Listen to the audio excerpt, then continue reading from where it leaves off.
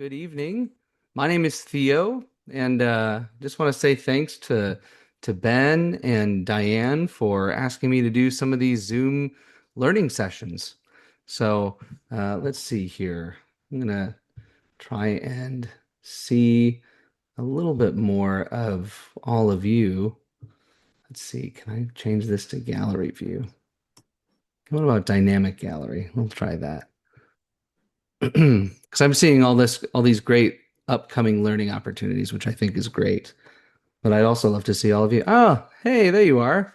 Excellent. Well, good. Well, thank you so much for taking your time on a Friday to talk about practical rehearsal structures. This is very, very exciting. I'm in putting this together.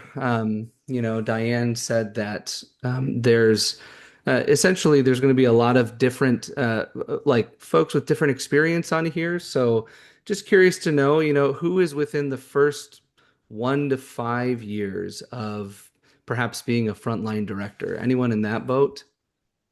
Yeah, great. Okay. Um, how about how about 5 to 10 years? Who's in that boat? Yeah. How about 10 to 20 years? Excellent. And who's 20 plus years? Yeah. Excellent. I see you, Sue. Awesome. That's great. Um, and then let's see. All right, do we have any assistant directors on the call? Or I kind of consider that frontline directors as well, but yeah. Great, great. How about section leaders? We got any section leaders here? Yeah. Excellent, excellent. Well, cool. Well, I'm so glad that you've all joined tonight, and hopefully, I really just approach this as something where we can open up and really just share together. So hopefully, I do want to take some time. Um, throughout this discussion and open the floor for some feedback and some personal experiences because if there's anything I can really relate to all of you that I want you to remember is that this group of people that are on this call are they are the most valuable resource for you is connecting with one another and sharing your ideas, sharing your successes and your challenges and your struggles, all those things. Because that, I mean, as you'll find tonight, as we hear some feedback from some of you, you'll be like, oh wow, that's even better than what Theo said, and that's kind of the whole point. So, so anyway, but we'll take a dive right in. This is just a little bit into kind of how um, kind of where my rehearsal process is at the moment. My brief background really is simply just as a music educator, and so I definitely come at it from that angle. Do I think that every rehearsal needs to be like a really like structured learning experience as if you were in school? No, but that certainly informs the way that I approach music learning and the process of singing together and creating an ensemble. So, my goal for you is that you find something that resonates with you, and that if it works, great. If not, don't use it. But all right, enough of that. Let's see. Um, so I'm going to share my screen if I can. All right. So, there we go. Cool. So hopefully, there we go. And I'm going to, yeah, okay. Great. Move that over here. So I'm curious to know what is your biggest rehearsal challenge right now? And I'm going to make this gallery even bigger so we can again do kind of a um, raise of hands, or you can even type in the chat as we go if there's an area that you're like, I don't see this represented. How many of you, your biggest rehearsal challenge right now would be engagement of members? Okay. I see Shelly, Chris, Ken. Okay, we'll dive into that a little. Well, do any of you want to come off mute and maybe just give a quick elaboration on that?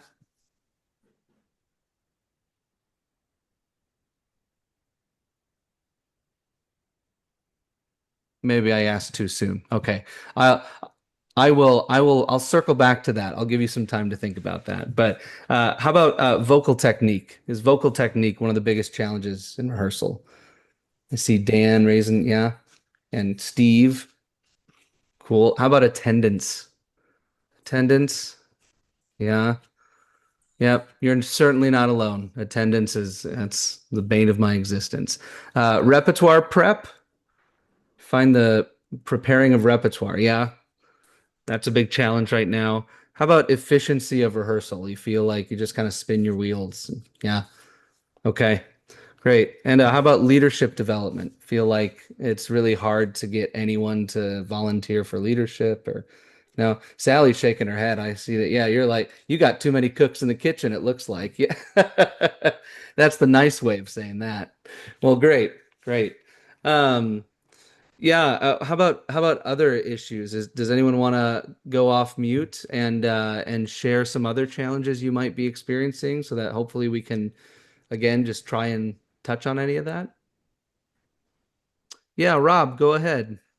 Yeah, so I put in the chat, one of our problems is that we are slow to make progress on Yeah. music that we're learning.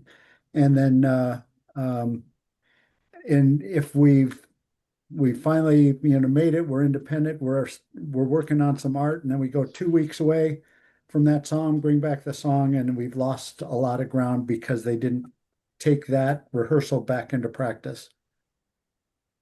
Yeah, yeah. The very frustrating uh two steps forward, one step back, or maybe sometimes three steps back. It's like wait, how did you get worse on it after we worked on it? No, I haven't said that to any of my chorus members, but I've certainly thought it sometimes. We're Uh among friends here. yeah, yeah.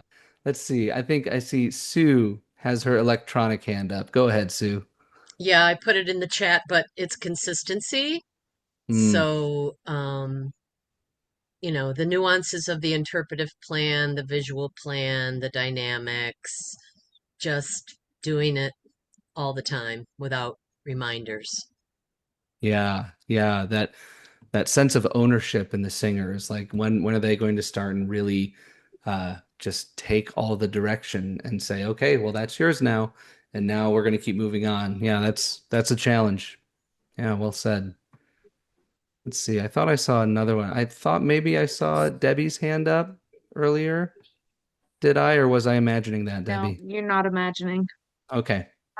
I guess for me, the biggest struggles we have is trying to get them out of old habits, like consistently going back, but that's what we used to do, or things like that.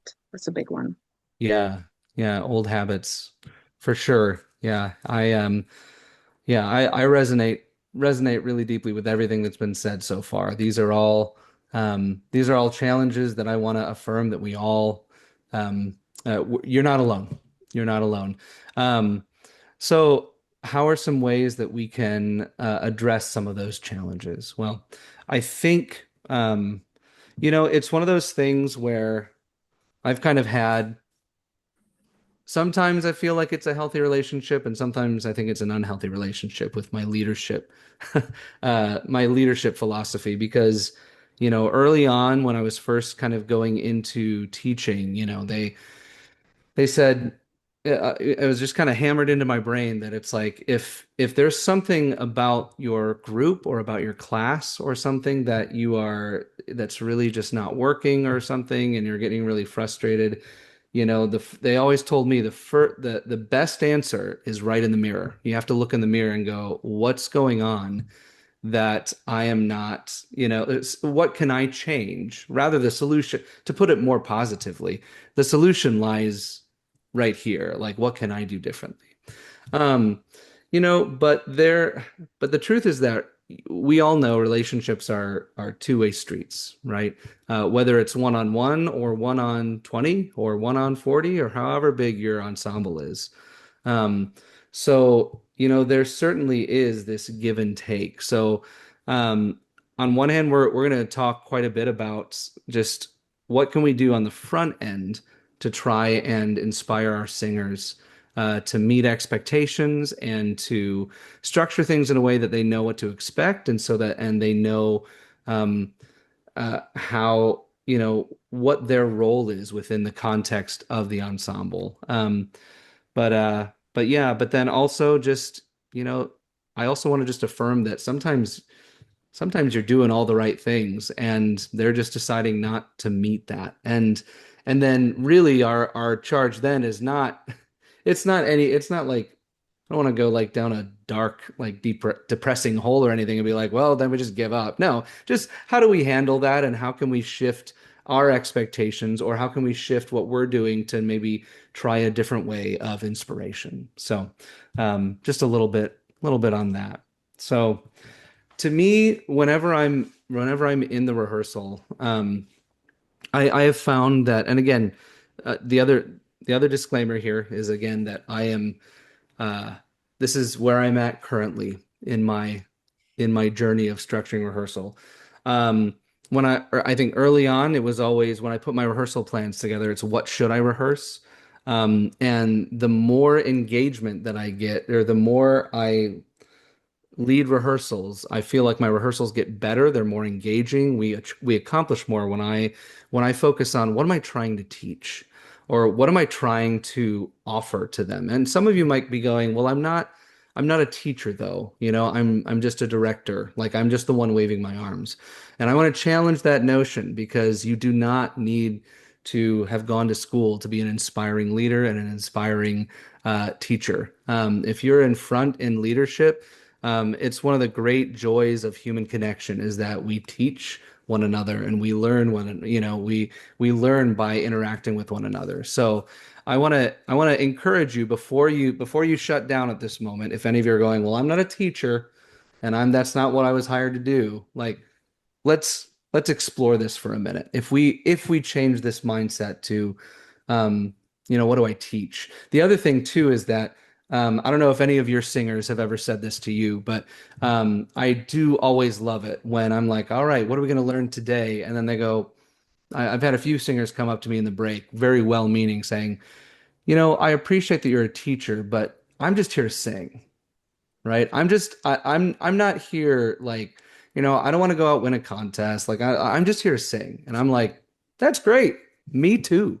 Like I'm just here to sing. And I think singing brings out the best in us. I feel like singing one of the reasons that I do this is so that we can learn and grow together, rehearsal, if like rehearsal is the chance for us to make what we do together more fulfilling and even more rich, right? And so even if we need to take the word teach out of it, what am I trying to impart? What am I trying to inspire?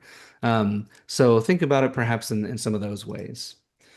um, and so to me, the kind of the frame of the rehearsal is what's the culture.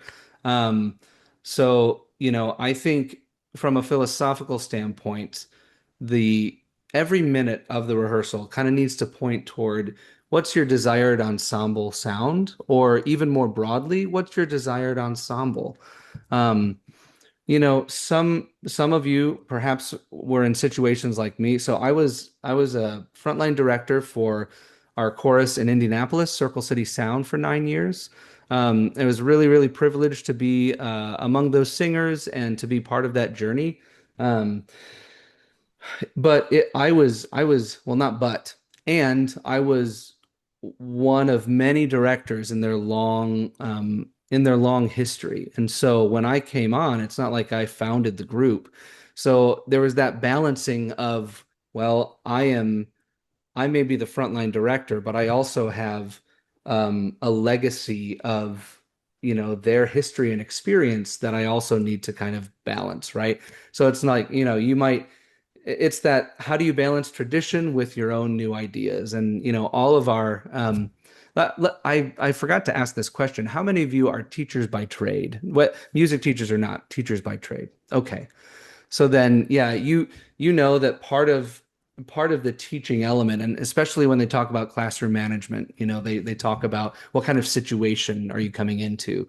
Sometimes the building situations are the ones that are really, I find, to be easier to start because the expectation of the singer is so low that they're just like, well, we've had a revolving door of these folks and it doesn't matter. And so like we'll just see what happens. Um, versus maybe you come into a really well-established ensemble, or perhaps you're the next director after the director that had been there for 45 years, right? And it's like, and they're, well, that's not the way Bob did it. Bob did this and this and this, and we love Bob.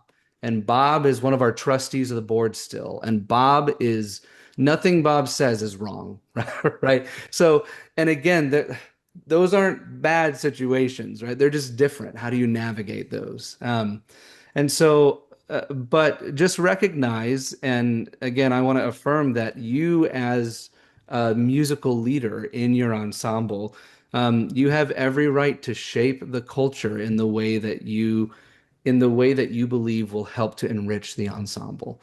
Yeah, Tom. Sorry, I didn't see that hand. Go for it.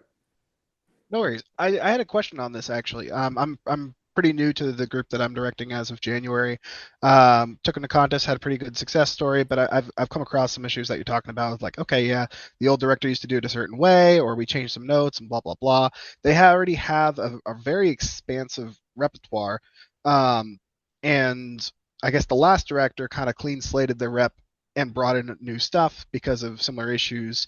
And I'm hesitant to do that because obviously you need rep for gigs, and I think over time I slowly want to replace a lot of it. But again, they have just a Dropbox that they bulk do emails of like, here's the whole rep, practice this.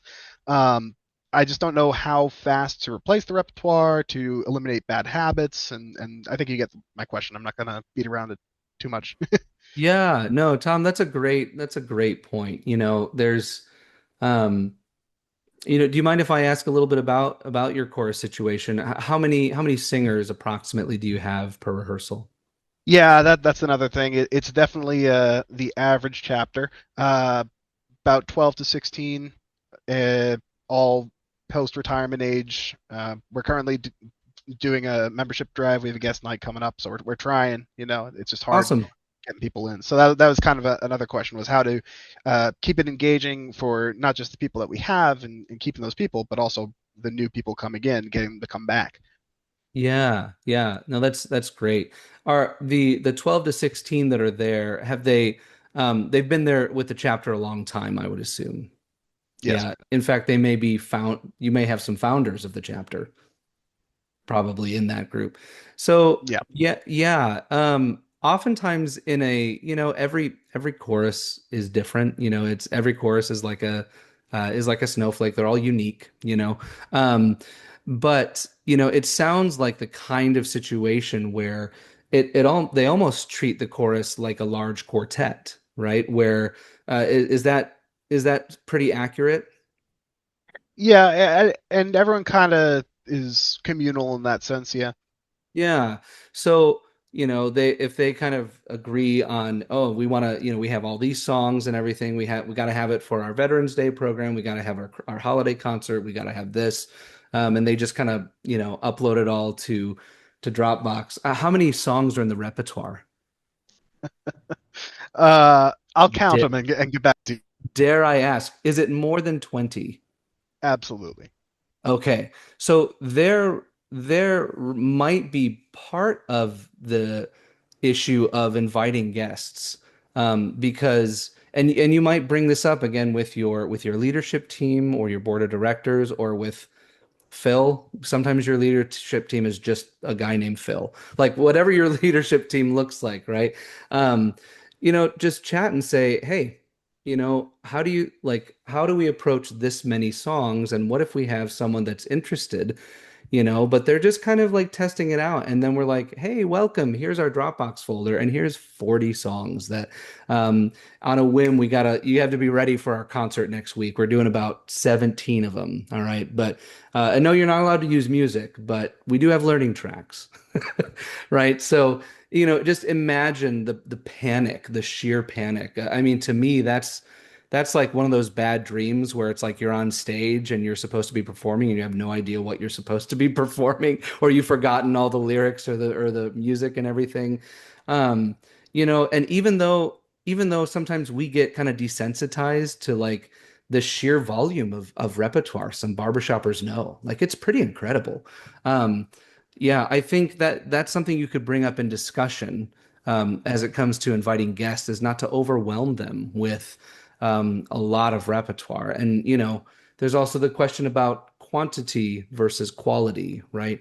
Sometimes the more spread thin you are on some of this stuff, the less time you have to really dive in and teach skills and things like that. But we could have a whole session on that topic. And Diane and I, we have a good working relationship. So Diane we're already talking about some future sessions. So Diane, maybe we can write that down for another one.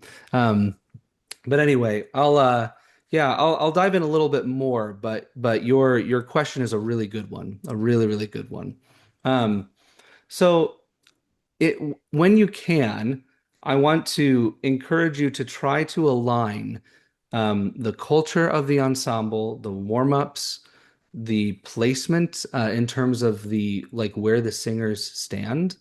That might seem like a really specific detail, but I have specific reasons for it, and that I think more choruses need to really kind of entertain.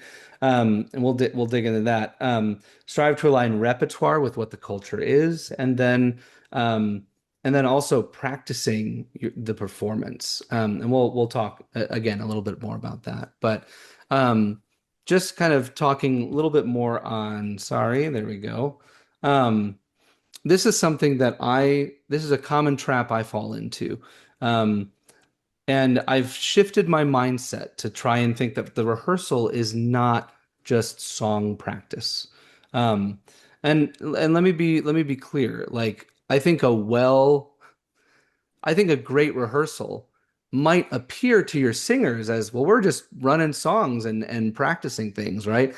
But sometimes I love as a teacher tricking my students into learning, where they're like, we just play games and music and all this stuff. It's like, and yet we're teaching them so much.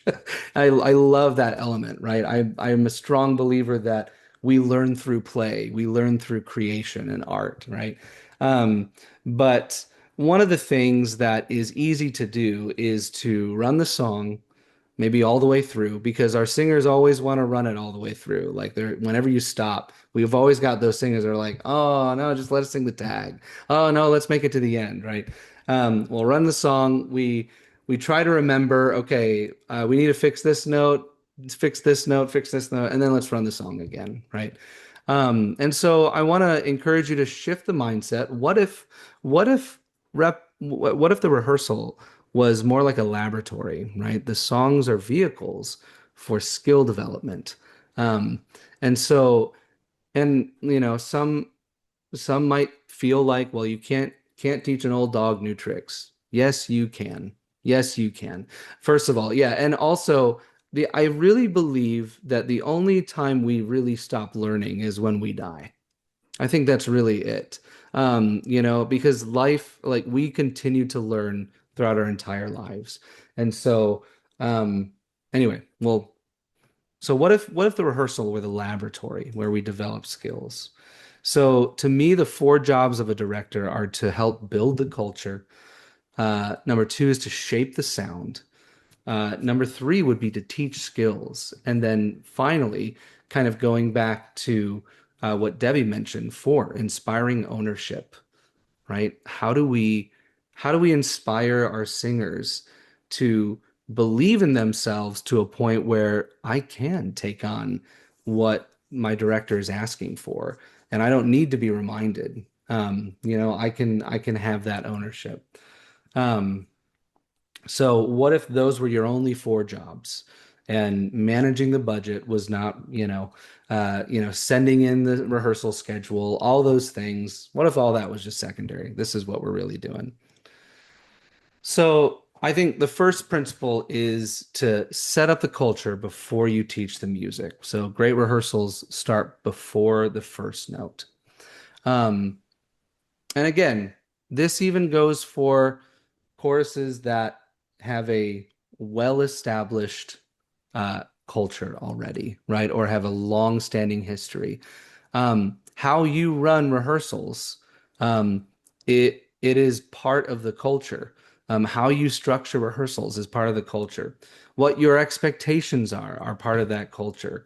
So, and what does your culture teach, right? So ask yourself, what happens when singers arrive, right? Um, for example, for a while, we were just kind of known as the coffee chorus because you could always get coffee right when you got to rehearsal. They always had coffee and cookies. It's like, well, that's the chorus that eats all the time.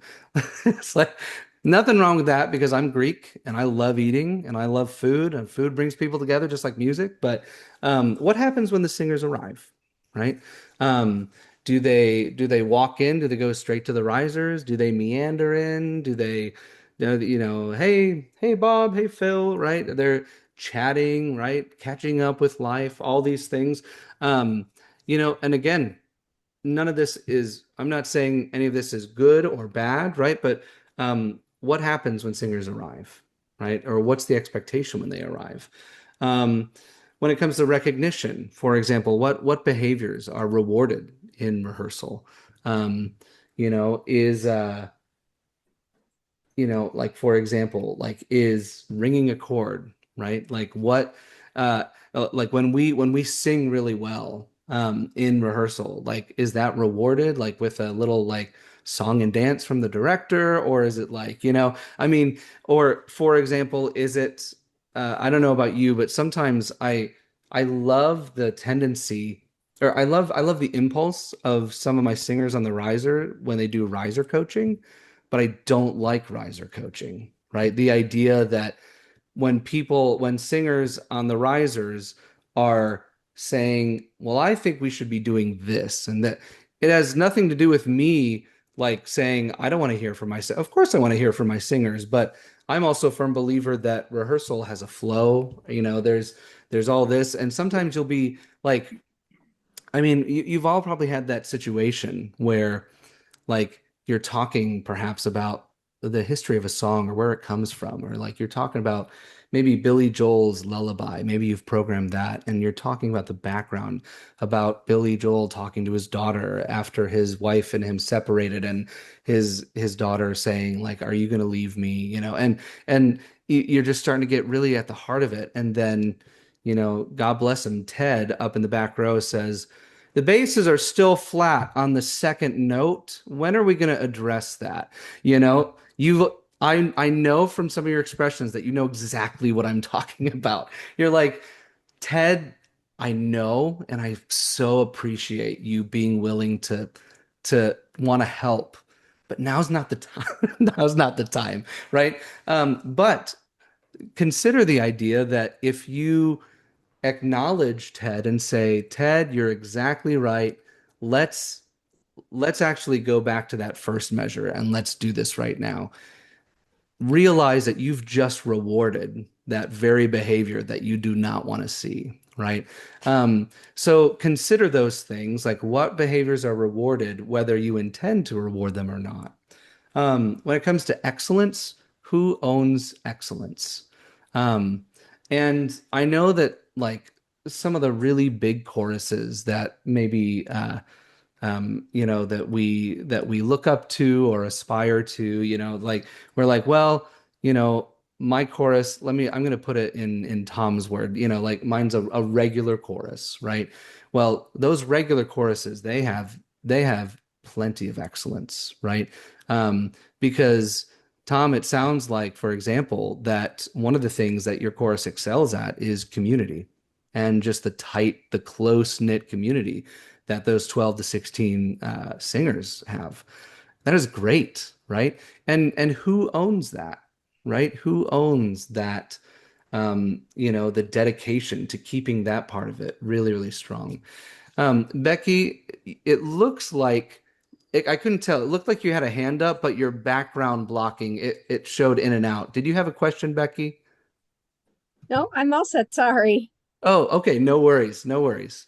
Um, so, but yeah, I think it's worth exploring um, what are some ways that your chorus is excellent? Yeah, I mean, anyone want to just offer like, hey, my chorus is really good at this, really good at this, and I mean, I'm sure we can all say like, well, my chorus is really good at complaining. My chorus is really good, right? Haha, we've had our laugh. Let's put that aside. What are some other things that are, your courses are really are really excellent at? Yeah, Dan. Well, I wanted to say that my chorus has grown as a cult has grown their culture to focus on positivity. For example, when we finish a section of a song, have the sections get together and say, what did we do well that run through? And so they're starting to recognize what does excellence look like in a positive way as well. And then they might mention a few things that they want to work on, but um, getting them to realize it rather than that was good or make some specificity, then other people hear them saying what they like in the last rendition. And hopefully that kind of culture can help them to aspire to more positivity as well as specific ways to grow. Yeah, I love that. Yeah, positivity is a great uh cultural aspect to have in a chorus. And it's not saying it needs to be false praise, right? It's you can give candid feedback and keep it positive and uplifting, right? That's great. Good, well, good for you guys for being able to find that. I think it was either Rob or Luke that raised their hand. Luke, did you raise your hand by chance? No? Okay, I'm crazy then. Yeah, what are some other things that yeah, Chris, go ahead. Yeah, we've been able to put on four annual shows in since we came out of the COVID time. And the first one was just kind of a break even, but every subsequent one has been well rated. Diane can attest to that. She comes to all of them. And we've made significant profit from those annual shows. So I think we're really good at putting on a show. That is excellent. Yeah, four annual shows per year post COVID. I would say so. I would say that's a really good strength. And that probably indicates too that you've got pretty strong administrative teams too to be able to pull that off. So it sounds like you've got some excellence in administration as well. Um, yeah, so I would encourage you guys that as you're thinking about how you structure rehearsals, write down a bullet point list of what are the things that you really that you believe like our chorus does this really like we're excellent at these things. Um, yeah, it absolutely could be music, right? We're good at singing, we're good at community, we're good at barbershop, we're good at memorizing, we're good at this. And then the question becomes, well, who owns that? Right? Is that the director? Is that the section leaders? Is that just the singers on the risers? Right? Who owns that? Diane, I think I saw your hand. Yeah, I just wanted to say for our chorus, we have a really good tight-knit chorus and a good core that I can count on for gigs and performances to step up and to always be there for me. That is certainly a form of excellence. Having the reliability of having a core group of people you can always count on. All right. Well, I think we're all moving to Diane's chorus because that sounds great. That's awesome.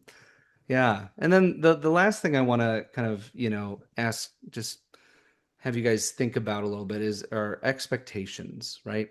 Who holds accountability? And accountability that's such a big word, and it can encompass so many things when it comes to riser etiquette, when it comes to singing, when it comes to expectations about learning music, performance, attendance, all of these things. Who holds accountability? And that can be a challenge. That can be a challenge. Sometimes I will say one of the challenges for me personally in Circle City Sound was that I had really high expectations, but I didn't I didn't have a team that was willing to help me hold my people accountable. And so it all fell back on me to make sure that if I expect this, I have to hold them accountable by providing, certain expectations or certain uh, basically certain consequences for not, for not meeting this expectation. And I'm like, I'm not going to do consequences. Like, this is a barbershop. We're supposed to have fun, right? Like, we're, all those things. So, but we can still have accountability and be having a great time. So, who holds those things? So I want to reiterate here that culture is repetition. Culture is repetition. Culture is repetition. You get it. Whatever happens every week becomes normal. Um, and so, for example, there might be certain things that happen consistently in a rehearsal, like maybe you are always starting on time. Your singers, they never have music on the risers because someone at some point said we can do this memorized, or maybe you said you need to have it memorized. I don't want any music on the risers. If you're not off music, just stand off to the side until you're memorized, and then you can join on the risers. um, there's also just the general environment, right? Is it a positive energy like that, like Dan's chorus has done? What kind of accountability is there? Um, you know, One of the things that, and also whether, again, it's consistency, whether it is planned or not, right? Um, so for example, I do not like to stick minute to minute in a rehearsal setting. That's just me. And that would drive some people up the wall. And believe me, it does. It drive like if I send out, and that's the thing, what I didn't realize for the longest time is that I would be sending out rehearsal schedules that had timestamps next to them. And you'll see one. I'll show one. And I'm like, well, I own the schedule. It's not a big deal. Like, it's my responsibility to do that. And if I decide to change the schedule on the fly, like, and I'd even said that to folks. But I would be giving the world's most brilliant answer to some amazing question or whatever, right? And all of a sudden, one of my baritones would be like, and I'm like, can you not? I am in the middle of genius and you are no, I'm kidding. I would never say that. No, but like, it's the idea that like, and so I would get miffed by that. But at the same time, I set up the expectation by sending out the schedule with the timestamps on it. If I'm just being honest, like I can't fault my guys for that. Um, and so then I stopped sending out timestamps because that's what got them to stop. Like I would just say, all right, here's the list. Here's even the order we're going to work on. Or if I really wanted to make them mad, I would just put like the repertoire like in a big star formation on the board and be like, we'll hit this at some point tonight. I have my plan, but I like to be flexible in that. So, decide, what are the things that you want to see consistently done and try to protect those things. And then also try to weed out some of the consistencies that, um, you don't want to see. Um, so, but yeah, repetition. It really just comes down to that. Um, and we can talk more about that. So another kind of moving on to the second principle, I don't call them warm-ups anymore. And part of that is because um, I don't know if any of you have run into this, but like, when I first started at Circle City Sound, I would notice that I would say maybe like 10 to 20% of the guys would just not come on the risers for warm-ups. And then they would hop up once we started repertoire work. And I was like, why? And they were like, well, I don't need to warm up. It's 7 p.m. Like I don't need that. And I was like, but that's not the purpose of a warm up. And then uh yeah, in one of my aha moments early on in my teaching career, I was like, why aren't you on the risers? Well, I don't need to warm up. I've already warmed up. that's not the point of warm up. Well, then why do you call them warm ups? Why do I guess that's a good point. So I don't call them warm ups anymore. And that I was, and so I called it because really the purpose of the warm up, especially if you lead evening rehearsals like I do, I really believe it's alignment. We're trying to get us all to sing in the same way, or we're all trying to align our technique in a way that allows us to become an ensemble. That doesn't mean that we don't do vocalises. It doesn't mean, right? But if we understand the why behind that, sometimes we can avoid some of those situations. I don't know if anyone else has run into that, but that's something I often ran into. And so some calibration questions I'd want you to be thinking about. Think about, today or the next time, what do my singers need? Are we trying to achieve more resonance, right? Are we trying to achieve more aligned vowels? Are we trying to tune things more quickly? Do we need to work more on breath support? Do we need to encourage better listening? Warm-ups are really answers to these questions. They are the primer for the rehearsal so that you can kind of really, it's instead of like, the only time I really call it a warm up is 8 a.m. on Saturday morning when we're the first chorus out of the gate at contest. Then it's a true warm up. Then it's like, all right, we just need to get things moving here because I'm a bass right now and I'm should be a tenor, right? But yeah, if most of your rehearsals are in the evening like mine, yeah, it's really just it's about alignment. And so how do we align our singers, right? Well, often finding an objective, finding something to help unify.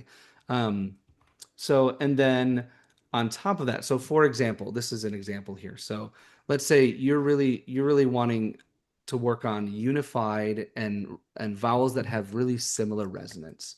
So you want to really find a nice relaxed ah vowel, right? So you're going to focus on warm-ups that do sustained vowel exercises. Ah, or you're going to do some resonance exercises of right? Finding relaxation, focusing on, maybe all the chorus, maybe you're watching back maybe you took a recording of your chorus and then you took a recording from the side and you see that all your singers are like this, right? You're like, okay, I need to work on alignment then. Or matching timbre exercises, right? So, trying it's not scales at the bottom here. I say avoid random scales for 15 minutes, right? Scales are great, right? But random is the key word there. Avoid random exercises that you're like, let's just do a quick, you don't need to necessarily have this really robust sophisticated warm up, right? It's just what's the why behind it. You can use the same warm ups even, but what does that warm up accomplish, right? Um, so for principle 3, it's kind of more like 2A if you want, or 2B. But for me, one of the things I love to do is warm up should preview the repertoire or helps to prime the repertoire. I love to bridge the gap between performance by using the music itself. So if I know that there's like a really hard interval, for example, so like for example, let's say you're doing Somewhere from West Side Story. There's a place for us, right? So, and maybe you know that your leads, they're just really struggling to get all the way up on that minor seventh. And so you're like, okay, what's some ways? Maybe I'll do some ah, you'll do some ascending octaves, and then you'll go, all right, let's modify that a little bit. Ah,